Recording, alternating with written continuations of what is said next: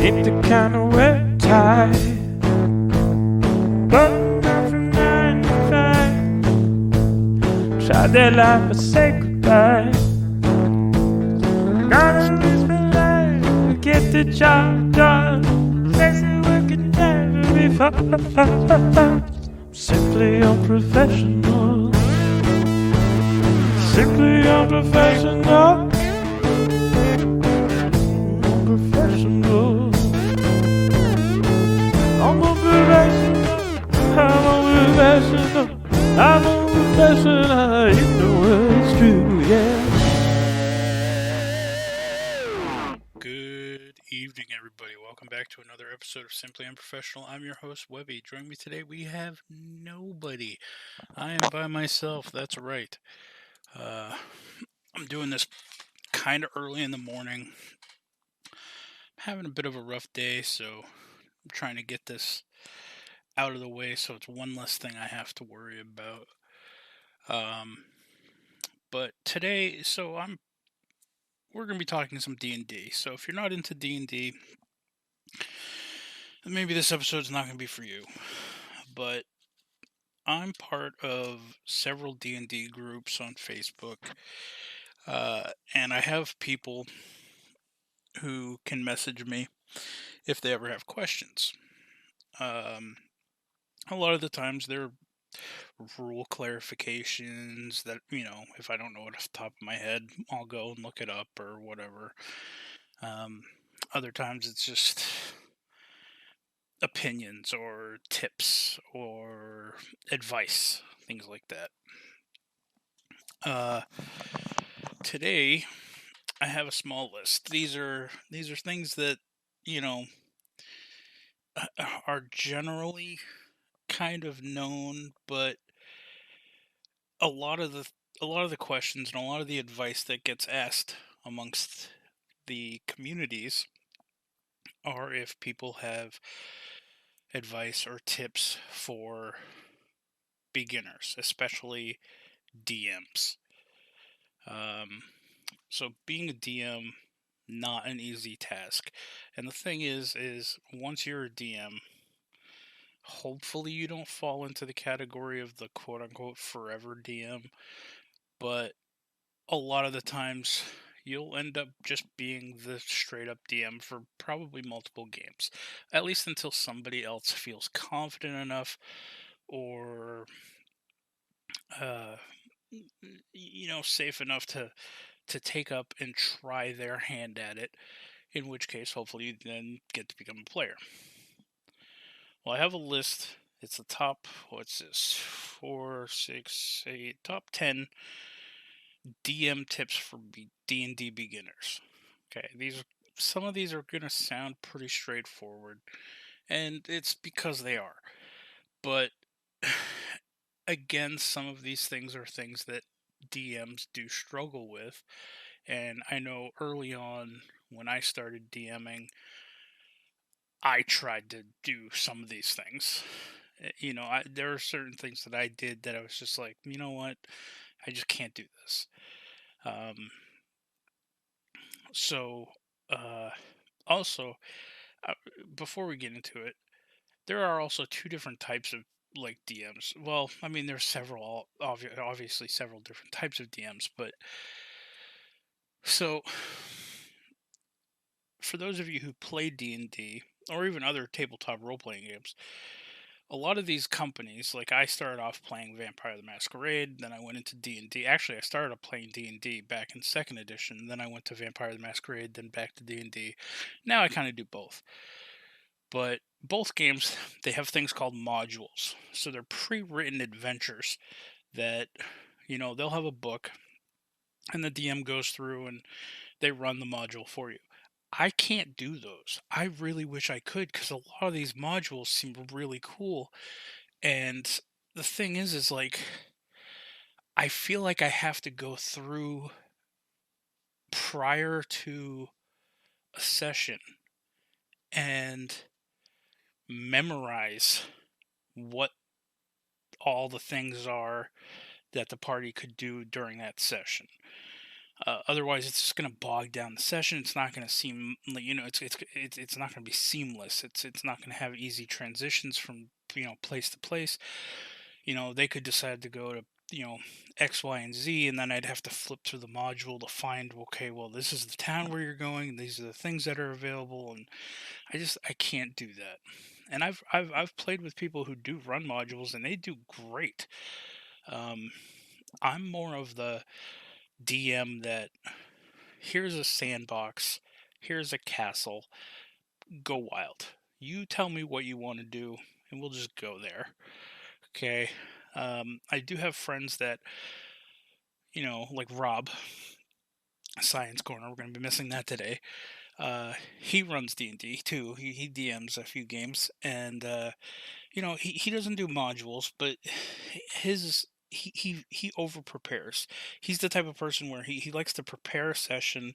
He likes to have things nice and organized before the session happens, and you know and then he goes into it. Me, I'm like, okay, where do you guys want to go? Oh, you're gonna go to this city? All right, cool. Where do you want to go in the city? All right, there you meet this guy. His name's Bob. All right, and then this is the conversation that we have, and I just on the spot, on the fly, seat of my pants. Let's go. um. Anyway, that's neither here nor there. I got on a little tangent already. It's only 6 minutes into this recording and I'm already on a tangent. All right. Top 10 DM tips for D&D beginners. Number 1, you don't have to know all the rules. Okay? That's what the books are for. If you're afraid as the DM that not knowing the rules is going to cause problems or slow down your game drastically to the point where you are uncomfortable with it, or you think your players are going to be upset by it, here's an easy tip. Invite somebody to your game that has played the game before and already knows some of the rules. They will help you keep track of that. Also, things that I like doing. Luckily, we play on, Roll20, so there's already like an initiative tracker that kind of keeps track of all that. But in all honesty, I have people where if something comes up and I don't know the rule off the top of my head, but I don't want to slow down combat, I'll point to like Rob. Rob plays in lots of my games, and I'll say, "Hey, can you go look this up while I continue, and then we'll come back to this. We'll resolve this. Once you find your issue." Or if it's something that I feel like I need to resolve or I need to look up as well,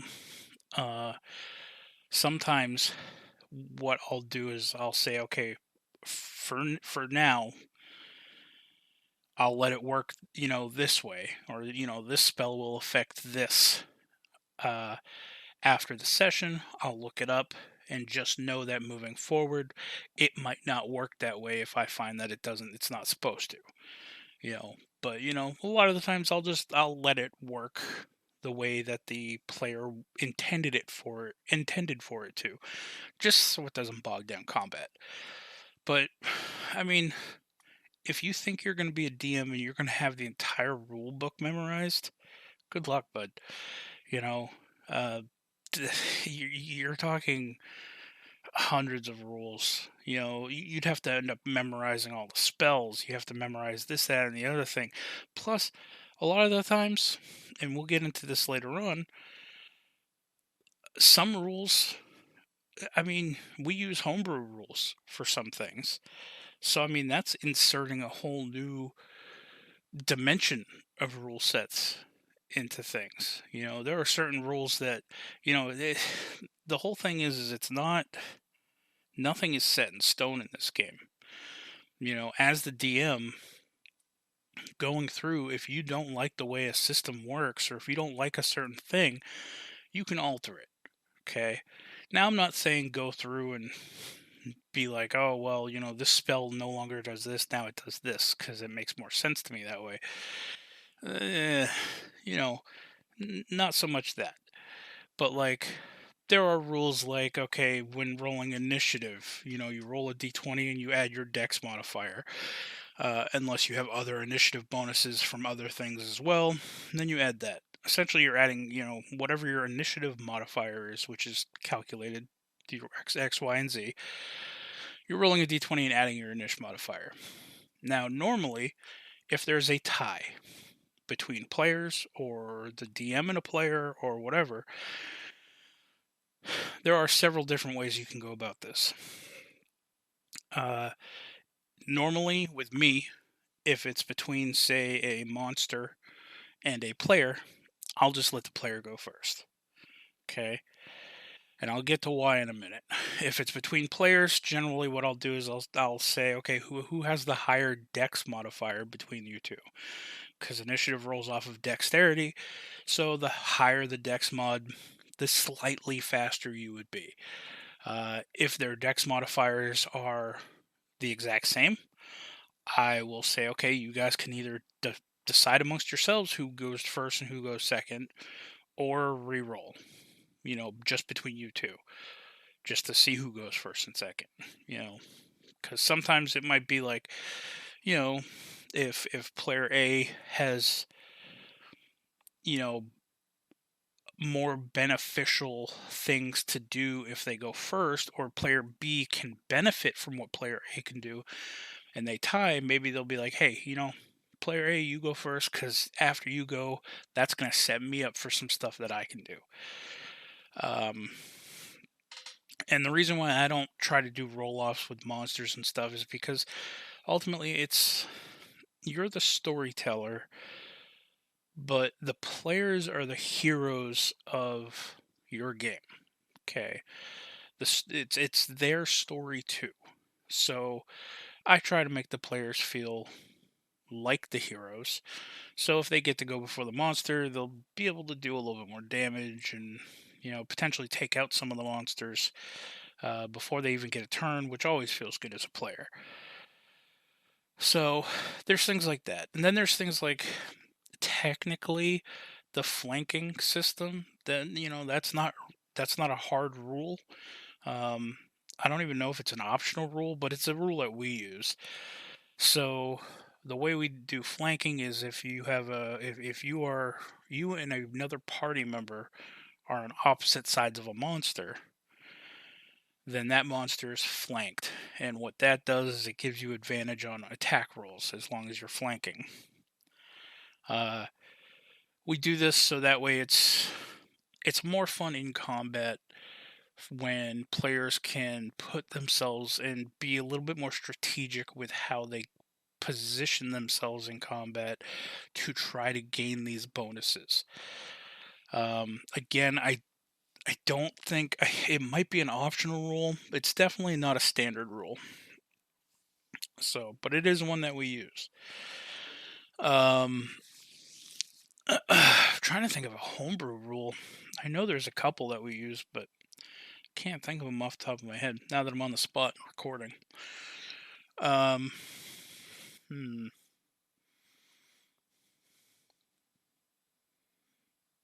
Oh, yeah, one of the homebrew rules that I use.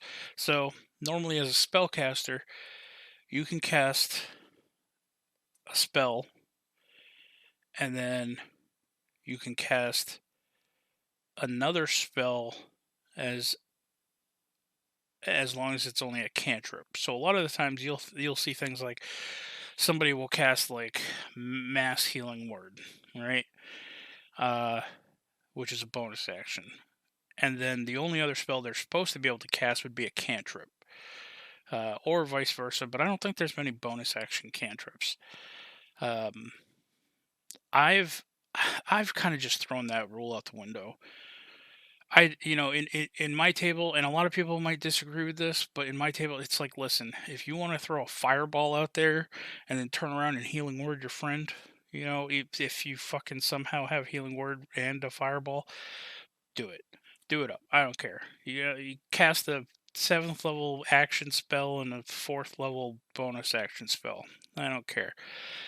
Now, some people might say, oh, well, that unbalances the game, or that's, that gives too much power to the players. That's not true. Okay. If you're the DM, what I do, anything that the players are allowed to do, the NPCs can do too. the enemies can do. So if you end up having a spellcaster that's an enemy, and they have, a spell list, guess what? They can cast Fireball too, and then turn around and bonus action something else. Misty Step, whatever the fuck. You know, and I don't know. I think it's so much easier to just, instead of say, okay, well, you can do this, but then you're restricted to these. It's just, okay, you have an action, a bonus action, and a move action during your turn, and then a reaction anywhere else. Boom, turn's done. Action, bonus action, then you move. Boom, turn's done. Okay, I don't give a fuck what you did. You have your action, your bonus action. Anyway, that's just me. That's a homebrew rule that we use. It seems to work out great. I haven't had any issues where things just die super fast because of strictly that. And like I said, the party, they get into as much danger as they put things into with running into enemies who also do that. So, whatever. Anyway, we're going to move on to rule number 2, or tip number 2. Keep a bird's eye view of the game and don't plan too much. Okay, so you do run into people who, they've asked me, hey, I'm going to be DMing my first session this weekend, and it's Monday when they tell me, and they're like, oh, I've put all this lore, and this is my my continent, and I've had these 4 cities made, and these are, I have 40 NPCs minimum per city. It's like, okay, bud, you've put in too much work. Okay. Now, that's great if you want to have all this down and you are a very neat person and organized. I am not. I have a lot of my notes are on sticky notes. I do have a notebook, one for each game that I run. And then I usually jam the sticky notes in there, and eventually I write them down on the notebook. I cannot organize things on my computer. I'm not good with like Google Documents and things like that. I'm very old school, handwritten stuff. But I also just don't feel that organized. So the reason why people say don't plan too far ahead, 90% of the time, you're going to start feeling bad if you plan for something to happen. You have this big epic moment that's ready to happen in city A, right?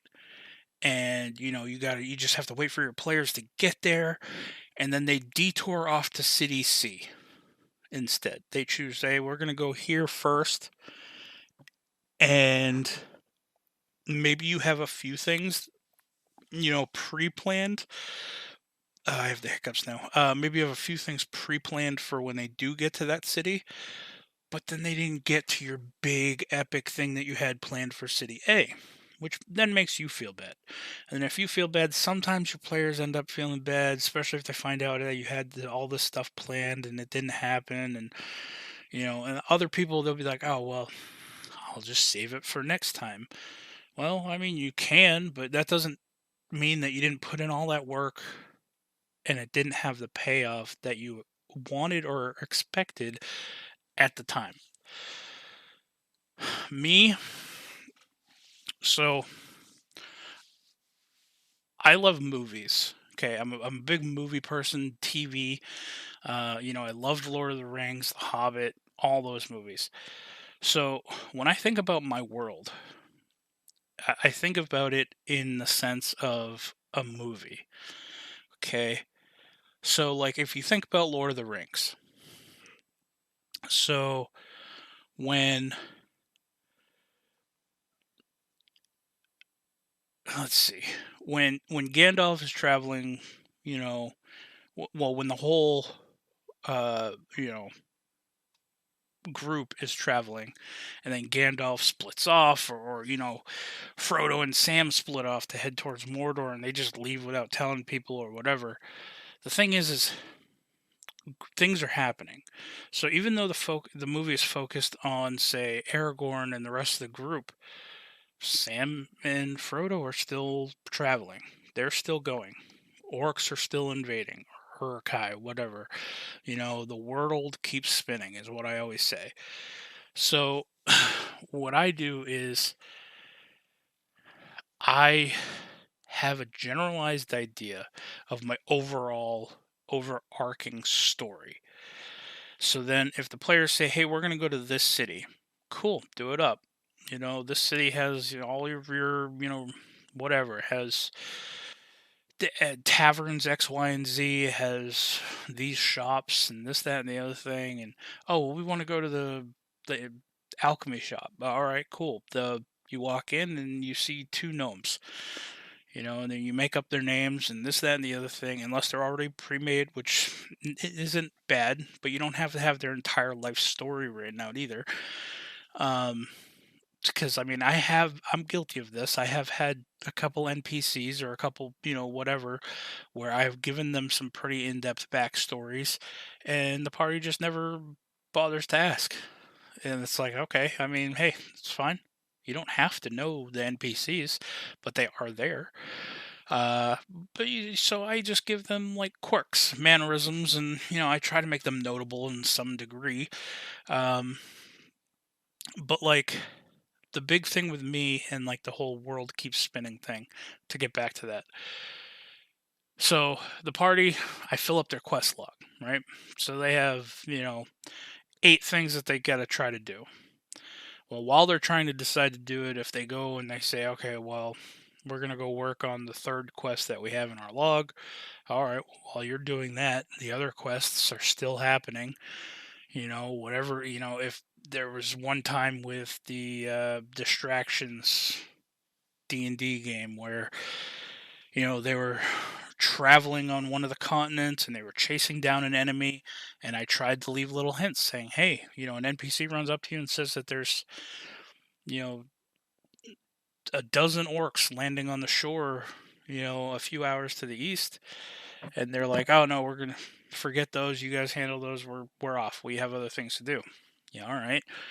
And then they traveled, and 4 sessions later they see more orcs. They're a slightly larger group now, and they chose to ignore them again. So a couple sessions later, they find out that those orcs burnt down a forest and razed the city to the ground, and now there's an orc army because they've just been steamrolling. Nobody has been there to stop them. They have just been sidelined every time they got brought up.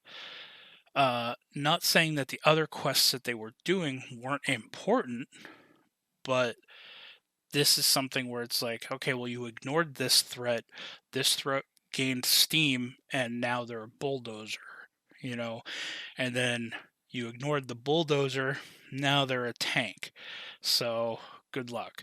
Ultimately, that whole thread ended with the capital city that some of the group was from ended up going to war against these tribes of orcs, and they were just simply overrun. And now in that world, the orcs run that city. They own that city. So like, I don't forget things. If the players choose to push off a problem for too long, that problem's going to either get worse, or if they decide, hey, we're finally going to go deal with this, this quest of, saving this kitten from up in a tree, that we didn't do when we were level 1. All right, well, the reward was 50 gold, whatever the fuck, but you get there and the cat's already saved. Another group already came by and did it. You missed out. All right, you get to cross that out of your quest log. That's one less thing that you have to do, but it's also one less thing that you earned XP for, and you don't get the reward for now either. And maybe another adventuring group starts becoming famous, more so than these people, and then jobs start getting pushed the other way, where now the adventuring party is not, maybe they're hard for work. They're finding things that, trying to find work and they can't. All sorts of things. But yeah, I don't know where the fuck I went with that. We're talking about not planning ahead. Anyway, fly by the seat of your pants. It's so much more fun. Number 3, things aren't written in stone. That's true. I had an NPC, pretty important NPC. It was a vampire. It was an enemy. They ended up fighting them. The whole thing is the NPC was supposed to fight them and then turn into a mist and fly away. But through unique ingenuity and usage of spells. They prevented that from happening and they killed this NPC. I did not stop it. I did not decide to railroad the situation. I didn't use my DM powers to just say, nope, sorry, it didn't work, they got away. Fuck it. I don't care how important that NPC was. The party did what they had to do. They successfully stopped them and killed them. I've had good NPCs be asked to help out in a battle, and through rolls end up dying. Things happen. I've also had things, not even talking about NPC deaths. I've had times where they've run up to an NPC, I've given them a name, I forgot to write it down. Luckily, I have great note takers in my game, or games, I should say.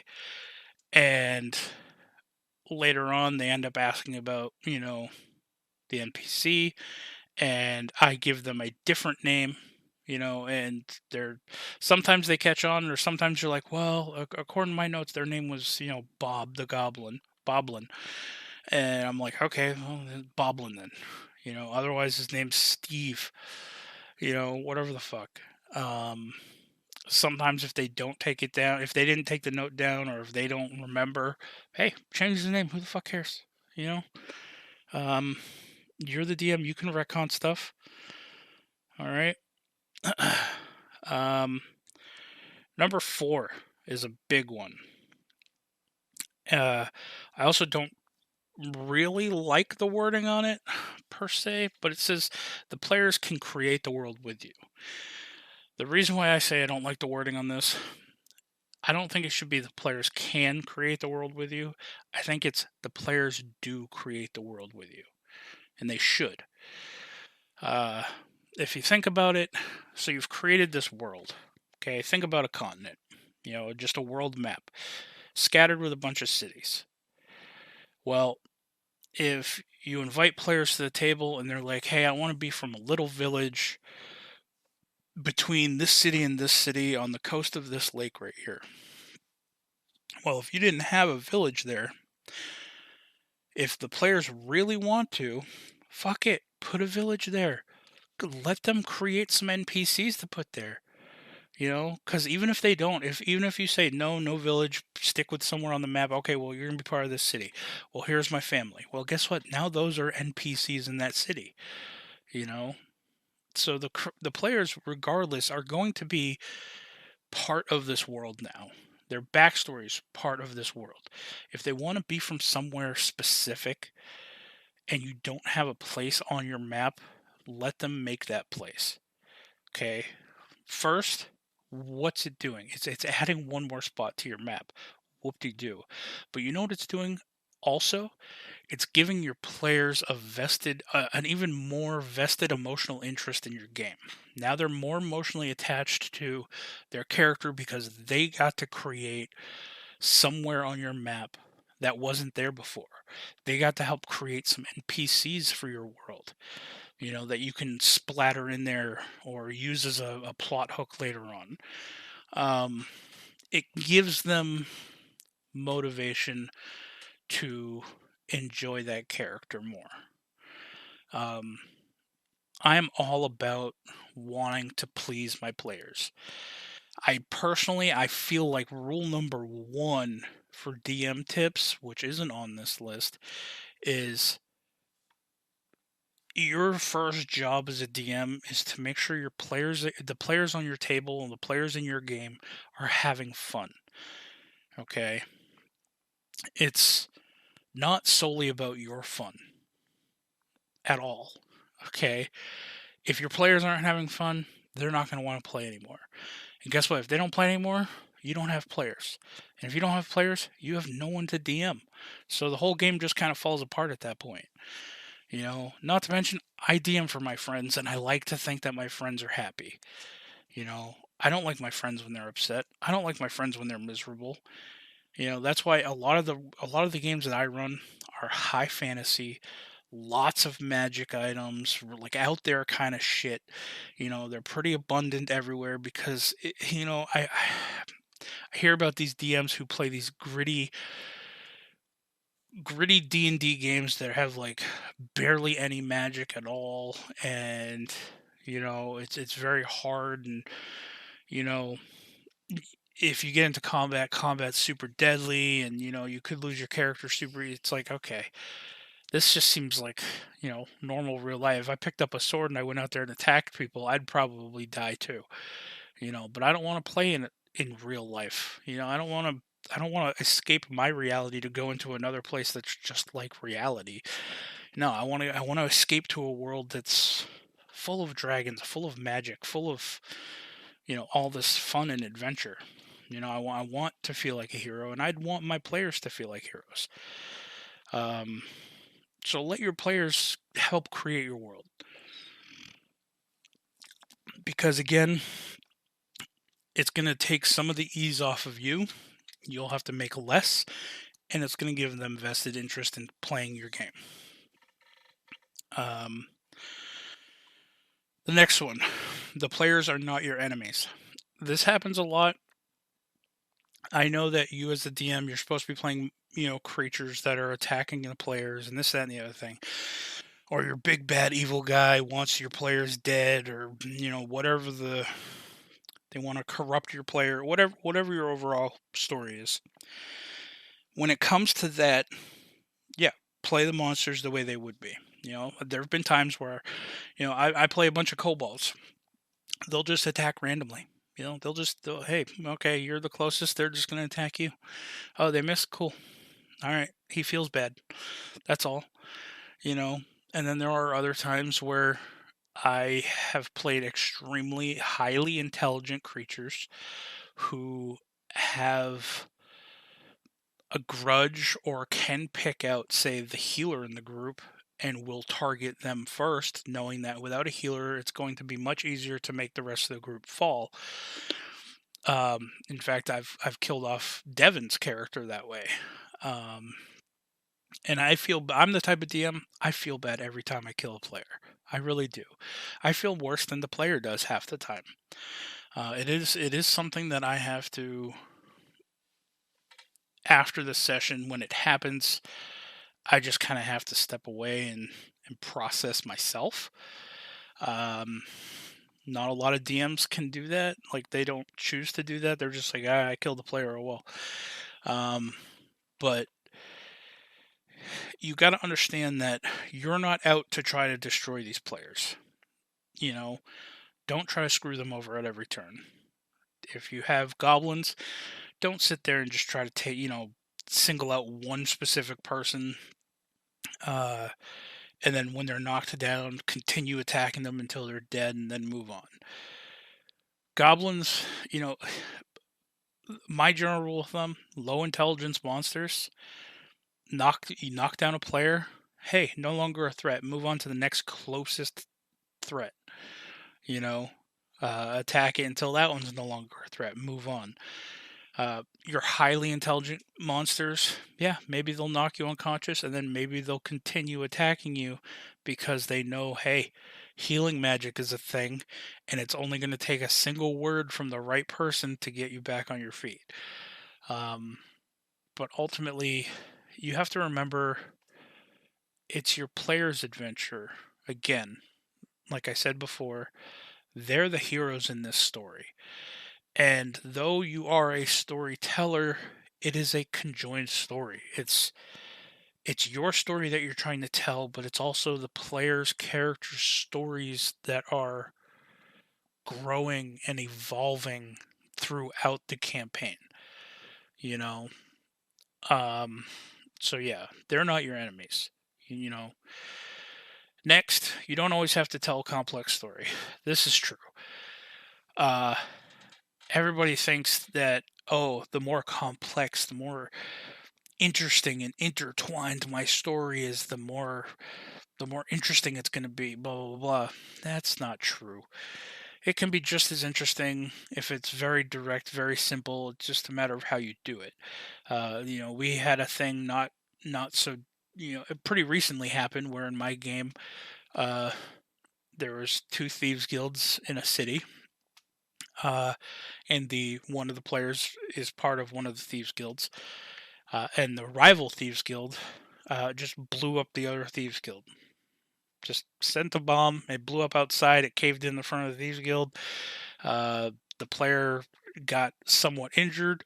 The next part of that, you know, little story arc, they just decided to go and attack that thieves guild at their headquarters and just wipe them off the face of the map. Pretty direct. Not very complex, but they had a lot of fun doing it. And it was very challenging because it was a lot of people.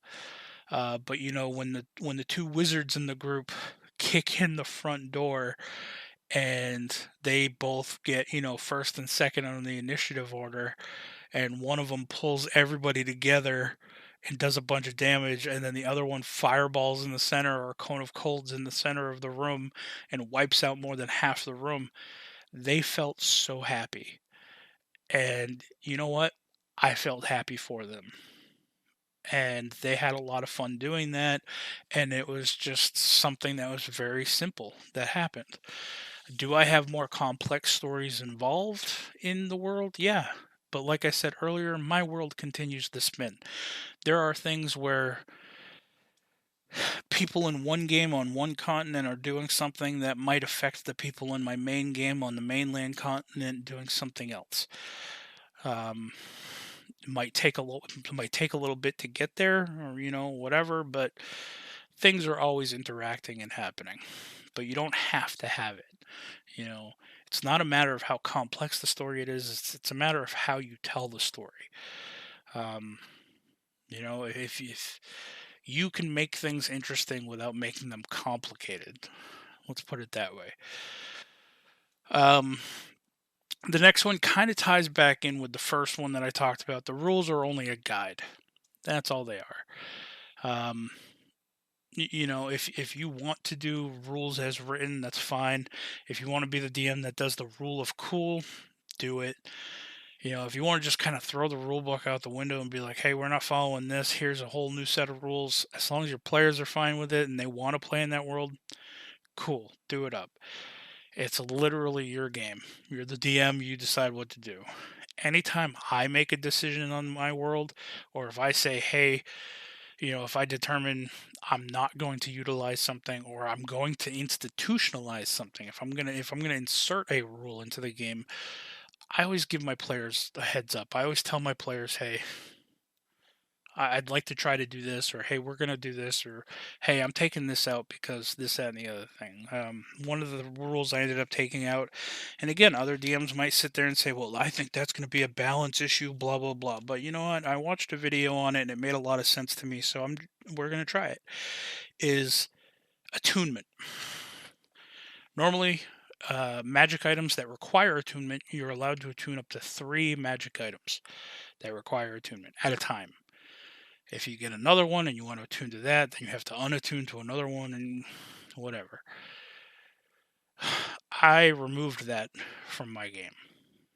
I no longer have a restriction on how many items you can attune to, but I did tell my players that if you decide to attune to too many magic items at once, and I didn't tell them how many was too many, I gave them a rough guideline, then quirky bad shit might start to happen.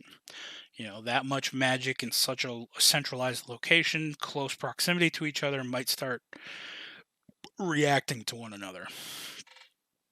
There are certain things that I know that alters in other games or classes, but ultimately the thing that I heard and the thing that I watched, I'm the DM. If I want my players to have a magic item and it requires attunement, I don't care if they're attuned to 3 things. If I want them to have it, I want them to have it. So they should be able to have it. And that made sense to me. Now, you could say, well, you could just remove the attunement to it. But hey, okay, then what's the difference of removing the attunement, restriction versus just making an item not attunable anymore? I still want them to have to spend an hour to attune to it. in case for some reason they do unattune to it, say to give it to somebody else. That way they still have to spend an hour before, and then if something happens, they might not be able to use it. There are certain road bumps, speed bumps that we've run into where, well, we've foreseen anyway, that we haven't exactly run into yet. And that's with like things like artificers. Artificers, like some of the class features for them is they get to attune to more items, like up to 6 items or some shit like that. Well, one thing we did for them, like I want to say it's like their 10th level ability is they get to attune to more magic items, something like that. One thing that we did for them is, okay, well, the attunement process, which normally takes a short rest, which is an hour, we say, okay, well, artificers can now attune to things that require attunement instantly.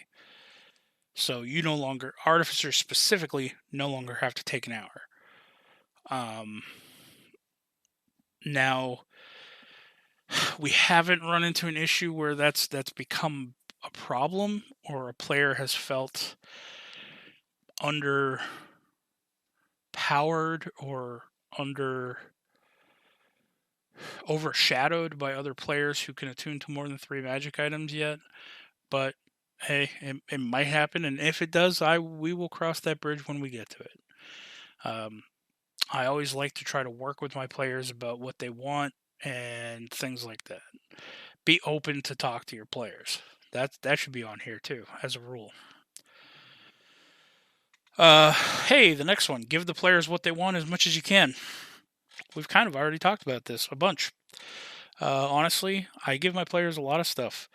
If they sit there and say, "Hey, I want the robes of the Archmagi and the staff of the Archmagi or whatever the fuck," those are 2 of the most powerful artifact items in the game for casters. It's like, yeah, okay, cool. Now I know you want those. You will at some point learn and figure out where those are and acquire those. One thing that I do tell my casters in my game, like wizards specifically and stuff, the wish spell. The wish spell is not accessible just by leveling up in my world. It is an extremely powerful spell. And wizards, when they level up, they get to just add 2 spells to their spell book. Well, you can't just add the wish to your spell book. You don't just automatically get to learn wish. It is out there. The knowledge of it is out there. If you find somebody who does know it, they can let you put it in your book or they can teach it to you. That I will allow if you seek that route. Otherwise, guess what? You can find out where you can find a scroll and you can go on a quest for it. That scroll might be somewhere dangerous. It might be locked away in a vault. It might be locked away in a dungeon somewhere. But that's the whole name of the game, is Dungeons and Dragons. So, and I do tell my players a lot of the times, you want some really good loot? Go dungeon diving. A lot of the good stuff's locked away tight. It's not just somewhere that you're going to find in a random fucking encounter. You're not going to just be able to buy these things in a general store. Things like that. But, I do have people come to me and say, "Hey, I want to play this homebrew class." It's like, yeah, okay, let me look it over. As long as I don't think it's overpowered, we can try it out. Rob plays this thing called a Reflectionist. And I told him, I was like, listen, this power is super OP. This particular power. He's like, okay, I won't use that one. I'll go this other route for it. It's like, yeah, okay. And then I've told him since day one, I was like, listen, if this starts to become problematic, we'll just sit down and talk and we'll come to an understanding of reeling it back a little bit, but keeping it a little bit balanced. And he was open to that. And one of the last times they leveled up, they're level 16 now in their main game. One of the last times they leveled up, he got this power where it's like, has a bonus action or some shit. He can cast his reflection and give 80 temporary hit points to like 5 different fucking people. That was broken to me. It was fucking just outright bonkers. So I sat down, we talked. I told him how I would adjust it, and then I pitched to him why I would adjust it the way I would. And the more he thought about it, the more he understood my point of view as a DM, and he agreed. So then we adjusted it accordingly. And he's still happy playing his Reflectionist. That's all I ever ask of my players, is just know that, hey, if you're going to play a homebrew class, if later on I feel like this is becoming a problem, or like the scaling is an issue, we need to reel it back a bit. So far, I've not had any complaints. The next one, we have 2 more left to get through. You don't need to be a voice actor to portray compelling characters. Listen, I don't do voices. A lot of times you're going to get DMs saying, well, I don't do voices, I'm not going to be a good DM. You don't have to be a good DM. You don't have to be a voice actor to be a good DM. You know, I have people in my parties who say that they love my NPCs, and I have other people in my parties who say that they can actually tell the difference between my NPCs just because of the way I talk. I don't do voices for them. I do a singular voice for one of my NPCs. One of my NPCs has a unique voice, but other than that, all my other NPCs have the same, just my voice. But I might just talk softer with one, or I might talk a little bit more gruff with another. But like, they don't have accents, nothing like that. So don't worry about that. Okay, just don't even stress about that. Worry about giving your characters and your NPCs unique qualities. Give them personality. Okay, the personality is going to shine through more than a voice will. Because you know what? When you're 2 years into your campaign and you're 80 sessions deep or whatever the fuck,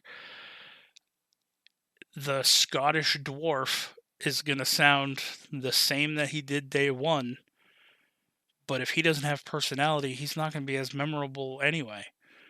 Somebody with personality is going to be more memorable than somebody with a unique voice. But I mean, if you're really dead set on doing some sort of unique voice for a character, like I said, just talk softer, talk a little bit more gruff. Squish your mouth to one side and start talking like that. There are times where I'll drive into town to go run an errand, and I'll just sit there and talk to myself in the car, trying to talk different ways to see if I can get different sounds coming out while I talk. I'm crazy though, so yeah. Lastly, safety and having a good time is more important than anything else at the table. I agree. Well, your players having fun should be priority, but anytime I DM a game, especially for people who are new, or at least new to my DMing, I always run through and I will ask them as a group if there's anything topic wise or whatnot that they're uncomfortable talking about or uncomfortable listening to regarding my games. Because, like I said, I've played D&D and I play Vampire the Masquerade. Those are 2 very different games. One's high fantasy. Not saying that vampires aren't fantasy, so shut up. One's high fantasy and one's dark fantasy. Vampire the Masquerade gets real dark real quick, and it's just how that game goes. Okay, you're playing vampires. Okay, it's not gonna be a lot of like Angel, Buffy, and whatever the fuck. It's there's some twisted shit in that game. But if you're playing D&D and you want to bring up to your party, listen, is there any subject matter that you would rather not have in here? Like, I know some of the stuff in my world, you do deal with some racism. Like in my world, elves hate orcs. A lot of people hate orcs, mainly because of what the orcs are doing now. But it's that typical orcs hate elves, elves hate orcs. Dwarves and elves might not get along great. Humans tend to kind of just stay middle ground and get along with a little bit of everybody. So there is some racism involved. There is slavery in my games. It's not abundant, but there is slavery. But like things, and I mean, I even cringe thinking about it, but things like rape or sexual content, just things like that matter. Things like that. That is a stepping point. That is something that a lot of people are uncomfortable with, and I don't put it in your game. It's there. Especially stuff like that. It's not a necessity. I mean, racism's not a necessity in the game of D&D, but you know, if you have a faction of like orcs hating elves and elves hating orcs, and they're always constantly warring or treating each other poorly, yes, that's racism, but it's on a scale that is. I don't want to say that it brings depth to the game because that's going to make it sound bad too, but it kind of does. So, like, we had one player in the Distractions game who played a half elf, and because of his backstory, he hated orcs. Well, he ended up running into a bandit camp, and the leader of the bandit camp was an orc, maybe a half orc. I think she was no, she might have been a half orc. I don't remember now. Anyway, her name was Tusk, and he hated her at the beginning, and she became an ally to the group. She ended up joining the party, and through her actions, he ended up forming a relationship with this orc, and they ended up, together. This one orc changed that half elf's view of orcs as a whole. You know, did he still hate some orcs? Yeah. I mean, there's always going to be somebody that you hate, you know. But it's all about how you DM, you know. So if something, but if also at the same time, if I had a player say, I'm extremely uncomfortable with any type of racism whatsoever, all right, that's fine. We won't put it in. We won't even mention it. Or if people were like, hey, I don't like slavery 100%. Like, I feel very uncomfortable talking about it. All right, we'll manage. We'll find a workaround. My games are by far, they are not PG rated games, but the thing is I do my best as a DM to not make my players feel uncomfortable at the table, any way possible. And that kind of goes back to just making sure that your players are having a good time. Make sure, rule number one, your players should be having fun. Rule number two, shortly past that, or part of rule number one, you also have to have fun. If you're the DM and you're not having fun, you're gonna hate DMing. And then you're gonna start telling shitty stories and the whole thing's gonna fall apart or whatever. The thing is you have to find that balance. Are you gonna make everybody happy all the time? No. Is everybody gonna walk away from their table every single session happy? Probably not, especially if they get a character killed. Oh, sorry. My phone rang, and that was the X-Men theme. But anyway, so those are some tips that I have. I found compiled a list, and I hope it helped you, and I hope it gave you a little bit of insight into DMing. We do not have a science corner this week because Rob is sleeping still. Again, this is kind of earlier in the morning that I'm doing this. Words of advice: be a good DM. Don't overthink things, and do not railroad your players. Do not just have a, hey, you are on this track now and you go where I tell you to go, and you can choose to do actions along the way, but you cannot deviate from my story. That's not compelling. If your players want to hop off the tracks for a little bit and go visit some fuck off village in the woods, let them go visit some village in the woods. Who cares? Make shit up on the fly. If you're worried about making stuff up, and if you don't feel like you can make anything up on the fly, or that you're not good at improv, my only advice to you on that is something that I do is, and it's not easy, especially at first, and it's going to feel uncomfortable at first, but if your player is interacting with say a general store owner, right? Put yourself in the shoes of that general store owner. Make sure, make believe that they're you. Put your, hey, I'm running this shop. This is my shop. Cool. All right. Hey, how can I help you? Oh, well, we want to buy rope. Oh, yeah, right away. Go grab some rope. This is a 50-foot length of rope. fucking 3 silver, whatever the fuck. You know, if they start asking you, hey, where are you from? Oh, I'm from the city. I live, on the other side of the town. Blah blah blah. 2-story house. This, that, and the other thing. I got a wife and 3 kids. Blah blah blah. Just make shit up on the fly. It doesn't matter. You know. Anyway, that's neither here nor there. I'm gonna end the episode. We don't have life. I already gave life advice. I feel so lost without Rob and Devin. Anyway, you guys can follow me on Twitter at JaxForestWalker, all one word, on Twitch at DMWebby, and on eBay at Lost and Never Found. Thank you guys for listening, and until next time, fuck Booster Gold.